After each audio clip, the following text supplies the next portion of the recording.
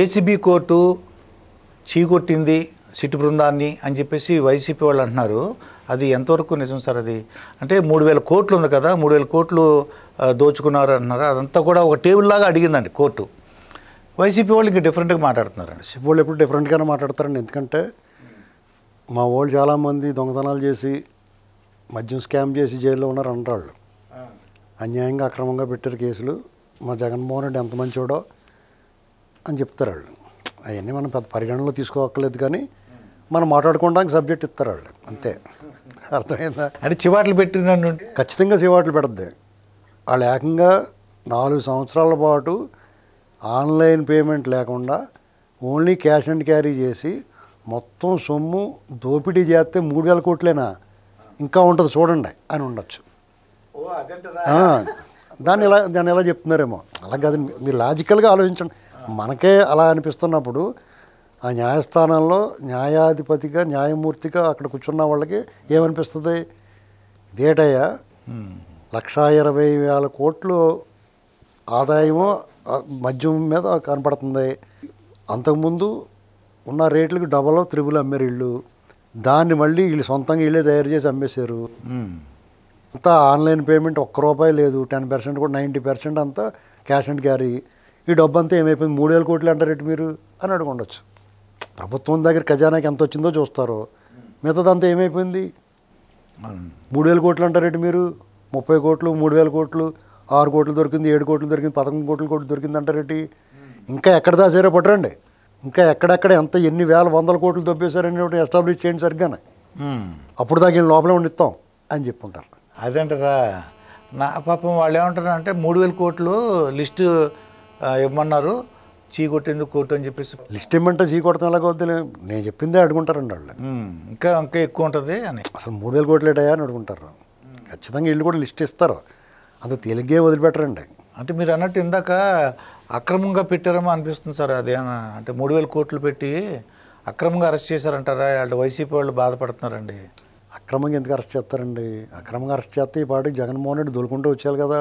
ఇప్పుడు ఈ లిక్కర్ స్కామ్లో అరెస్ట్ అయిన వాళ్ళ దగ్గరికి ఎందుకు వెళ్ళలేదు అతను? మిగతా వాళ్ళ దగ్గరికి వెళ్ళారు. ఇప్పుడు మరి రౌడీ షీటర్లు అని తెలిసిన తర్వాత, గంజాయి బ్యాచ్ అని తెలిసిన తర్వాత, యాంటీ సోషల్ ఎలిమెంట్ అని తెలిసిన తర్వాత పోలీసులు పట్టు కొడితే వాళ్ళ దగ్గరికి వెళ్ళాడు. కాకాని గోవర్ధన్ రెడ్డి దగ్గరికి వెళ్ళాడు. ఎప్పుడో సంవత్సరం క్రితం చచ్చిపోయినోడు, బెట్టింగ్లో డబ్బులు పోగొట్టుకుని చచ్చిపోయినోడు దగ్గరికి వెళ్ళాడు. వెళ్ళి 3 చంపేసి వచ్చాడు. వీళ్ళ దగ్గరికి ఎందుకు వెళ్ళలేదండి? అక్కడ కూర్చోబెడతారేమని భయం. చూడటానికి వెళ్ళినప్పుడు అతను నువ్వు కూడా ఉండి అంటారేమని భయం. ఇప్పుడు పోలీస్ స్టేషన్లో ఒకసారి ఏం జరుగుద్దంటే, మీకో నాకో తెలిసిన వాళ్ళు ఎవరో ఒకరు అరెస్ట్ అయ్యారు అనుకోండి, మనం పెద్ద తోపుల్లాగా నడిపించుకొద్దాం, లేదా ఇంట్లో వాళ్ళు వచ్చి మనం చెప్తారు ఏమంటే కొంచెం మా వాళ్ళు తీసుకెళ్ళిపోయారు పోలీసు వాళ్ళు, కొంచెం చెప్పండి సార్ అన్నప్పుడు, ఏదో మనకు చెప్పారు కదా, మనకి ఏదో పోలీస్ స్టేషన్లో ఒకడో ఇద్దరు తెలుసున్నారని చెప్పి ఎగేసుకుంటూ వెళ్ళామనుకోండి, అక్కడ లోపల తిక్కడు ఉండడం ఎవడన్నాడు అంశంలో రాజశేఖర్ లేటాడు, నువ్వు కూడా కూర్చో అంటాడు. ఏం చేస్తాం అప్పుడు?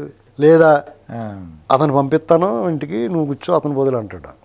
నన్ను అన్నాడు ఒకసారి ఒక అతను అలాగా.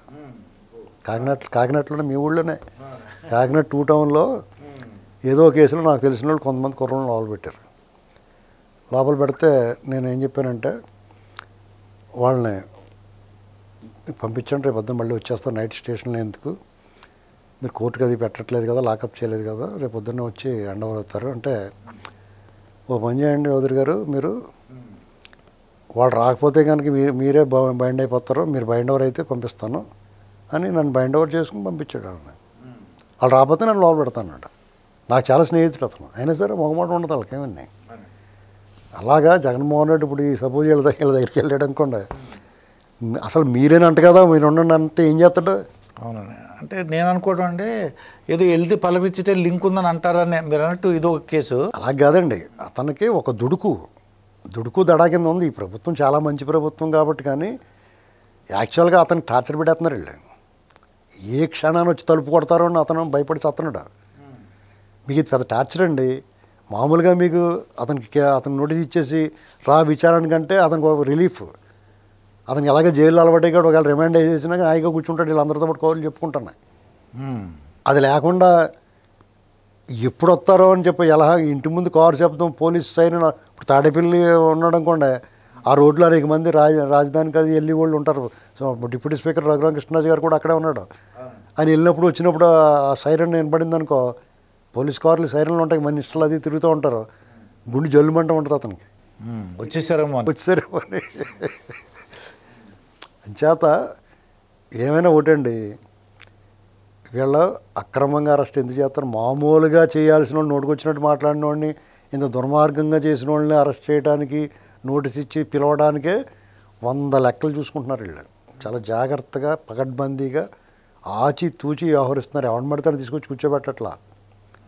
ఈ సంవత్సరం 2 మాసాల్లోనూ వీళ్ళు ఈ ప్రభుత్వం ఇప్పుడు సాధారణంగా ఒక ప్రభుత్వం ఏర్పడిన తర్వాత వాళ్ళ ప్రాధాన్యతల గురించి ముఖ్య అధికారులు అడుగుతారు.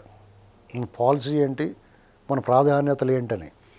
ఆయా ముఖ్యమంత్రిగా ప్రమాణ స్వీకారం చేసిన తర్వాత వాళ్ళ ప్రాధాన్యత, వాళ్ళ పాలసీ చెప్తారు. అంటే ఇండైరెక్ట్గానో డైరెక్ట్గానో చెప్తారు. కొంతమంది ఇండైరెక్ట్గా చెప్తారు, కొంతమంది డైరెక్ట్గా చెప్తారు. ఏంటి, ఇప్పుడు సపోజు రాజశేఖర రెడ్డి ఉన్నారనుకోండి, ఆయన పాలసీ ఎలా చెప్పాడు, జనాలకి బిస్కెట్లు వేయాలి, సంక్షేమం అనేటువంటి ఎర్ర చూపించాలి, ఆ ముసుగులో మన వాళ్ళందరినీ లైన్లో పెట్టుకోవాలి, వాళ్ళందరికీ ఊపిరి మూటలు అందించాలి అని చెప్పుకున్నాడు. అది చేశారు. మొబిలైజేషన్ అడ్వాన్స్ ఆ వైపుకి డ్రైవ్ చేస్తారు అధికారులు. చంద్రబాబు గారు ఉన్నారనుకోండి, అమరావతి కట్టాలి, పోలవరం కట్టాలి, ఈ నీళ్ళు ఇవ్వాలి, హ్యాపీ సండేలు చేయాలి, పరిశ్రమలు రావాలి, పెట్టుబడులు రావాలి, ఈ టైప్ డ్రైవ్ చేస్తారు. మీరు ఎవరి మాట వెనక్కలేదు, ఎవరికి లొంగొద్దు, అవినీతి చేయొద్దు అని చెప్తాడు. వాళ్ళు ఎమ్మెల్యేల మాట కూడా లెక్చర్. పాలసీ అనమాట వాళ్ళ విధానాలు.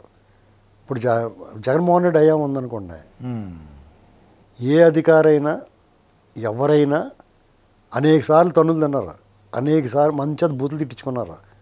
ఎవడన్నా మొన్న ఆ ఫారెస్ట్ వాళ్ళలాగా మాట్లాడారా? ఈ ప్రభుత్వంలో స్వేచ్ఛగా ఉంటుంది. ఫారెస్ట్ గార్డులు అతను కొట్టడం తిట్టడం తప్పే, ఒకవేళ కొట్టడంలో తెలియదు మనకు పూర్తిగా, ఎవరు తప్పు ఉందో ఇంకా ఎవరు నిర్ధారణ చేయలేదు. కానీ వాళ్ళు ప్రైవేట్కి వచ్చి ధైర్యంగా ప్రెస్ మీట్ పెట్టగలిగారు. స్వేచ్ఛగా అధికారులకి ఒక రకమైన స్వేచ్ఛ ఉంటుంది బాబు గారు గవర్నమెంట్లో. మంచోళ్ళకి స్వేచ్ఛ ఉన్నా పర్లేదు, చెడ్డోళ్ళు కూడా ఇక వాళ్ళ ముసుగులు వీళ్ళు అనుభవించేస్తూ ఉంటారు. ఏ ఎమ్మెల్యేకి పనిచేయరు, ఏదైనా పైన చెప్పించుకోండి అంటారు. ఈ టైప్లో ఉంటుంది అడ్మినిస్ట్రేషన్. పూర్తిగా అధికారుల చేతిలో ఉంటుంది. అది చట్ట ప్రకారం ఉండాలి, అలాగా దాన్ని అమలు చేస్తారు. అది ప్రజలకు నచ్చదు, రాజకీయ నాయకులకి ఎమ్మెల్యేలకి నచ్చదు. అది పాలసీ. అదే జగన్మోహన్ రెడ్డి విషయంలో డిఫరెంట్గా ఉంటుంది. అయితే ఈ 3000 కాకుండా ఇంకా ఎక్కువ మందిని చూడమని అన్నారు. పాపం వైసీపీ వాళ్ళేమో వాళ్ళు చివాట్లు పెట్టింది అన్నట్టు. ఇప్పుడు వాళ్ళు అలాగే అందుకనేనండి. ఇప్పుడు వాళ్ళు స్వేచ్ఛగా అసత్యాలు ప్రచారం చేయగలుగుతారు, నోటుకొచ్చినట్టు మాట్లాడగలుగుతారు. వాళ్ళ హయాంలో అది సాగలేదు. వీళ్ళ పాలసీ ఏంటంటే మనం చట్ట ప్రకారం వెళ్దాం, చట్టాన్ని తన పని తను చేసుకుని వద్దాం. ఈ పాలసీ ప్రకారం వాళ్ళు ఏమైనా మాట్లాడుకుంటారు, ఏమైనా రాస్తారు. ఏంటండి, ఇప్పుడు వాళ్ళు గుమ్మడి సంజయరాణి గారని ఉత్తరాంధ్రకు చెందిన మంత్రి గారు ఉన్నారు. ఆవిడ వ్యక్తిత్వ హరణం చేస్తున్నారు. ఆవిడేమంటుంది, మీరు క్షమాపణ చెప్పండి అంటుంది తప్ప తీసుకొచ్చి ఈ చెట్లు కొడతలేదు కదా. అదే మీకు వాళ్ళ హయాంలో ఏం చేశారు, కొట్టి పాడేసేవారు. అదేమాట పాలసీ. అంచేత వాళ్ళు అలాగే మాట్లాడతారు. ఇక్కడ ఇప్పుడు న్యాయ వ్యవస్థలు కూడా ఈ ప్రభుత్వం వల్ల భయం ఉండదు వాళ్ళకి. న్యాయ వ్యవస్థ కూడా భయపడింది ఓ రకంగా చెప్పాలంటే జగన్మోహన్ రెడ్డికి. మా కాశీ ఈ కేసు ఏంటారు బాబు అని అతనికి వ్యతిరేకంగా, అతని నిర్ణయాలకు వ్యతిరేకంగా తీర్పులు వచ్చినప్పుడు దారుణంగా ట్రోల్ చేశారు వైసీపీ వాళ్ళు. న్యాయమూర్తులా అని కూడా లెక్క చేయలేదు. వాళ్ళు కరోనా అంటించేయాలని మాట్లాడారు. వాళ్ళ మీద కేసు పెట్టమంటే కేసు పెట్టకపోతే కోర్టు రిజిస్ట్రార్ గారు కేసు నమోదు చేయించాడు. అయినా సరే ఆవిడ ఒకళ్ళిద్దరు తూతూ మంత్రంగా చేశారు. సిబిఐ మీద దాడి చేస్తే కూడా వాళ్ళకి కేసు కట్టలేకపోయారు, వాళ్ళని అరెస్ట్ చేయలేకపోయారు. ఆఖరికి జడ్జీలు బదిలీ వెళ్ళిపోయారు. బదిలీ అయిపోయారో చేయించారో కూడా తెలియదు. తర్వాత వచ్చిన వాళ్ళు అటు ఇటు కాకుండా లక్కీగా అమరావతి విషయంలో ఆ ప్రభుత్వ నిర్ణయాలకు వ్యతిరేకంగా తీర్పులు వచ్చేసినాయి కాబట్టి సేఫ్గా ఉంది. వాళ్ళు ట్రాన్స్ఫర్ అయిపోయిన తర్వాత వచ్చినాయి అనుకోండి ఆ కేసులు, ఏ బెంచ్ మీదకి వెళ్ళాలో, ఎవరు అనుకూలంగా ఉంటాడో అనేటువంటి వాళ్ళకి స్పష్టంగా ఉంది అవగాహన. ఒక్కొక్క న్యాయమూర్తి ఒక్కొక్క రకంగా ఉంటారండి. అది విచక్షణతో కూడింది ఆ పాత్ర.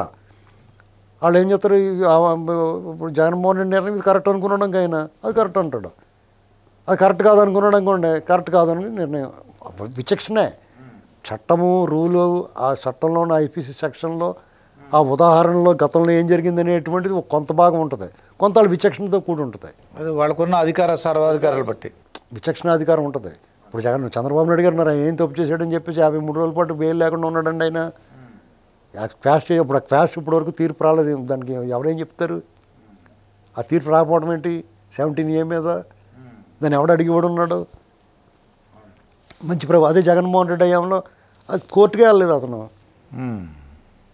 వెళ్ళడా విచారణగా NIA కేసులో కానీ ఏ కేసులోనే వెళ్ళలేదు. ముఖ్యమంత్రిగా దిగిపోయిన తర్వాత కూడా వెళ్ళలేదు. కాబట్టి మీరు ఈ ప్రభుత్వాన్ని నమ్మండి. ఈ ప్రభుత్వం చట్ట ప్రకారం వెళ్తుంది. ఒకవేళ చట్టంలో ఉన్న లొసుగులను అతను వాడుకుని బయటపడ్డాడు అనుకోండి, చివరిగా మనం చేసేది ఏమీ లేదు. మన చేతిలో ఉన్న ఆయుధం ఓటు.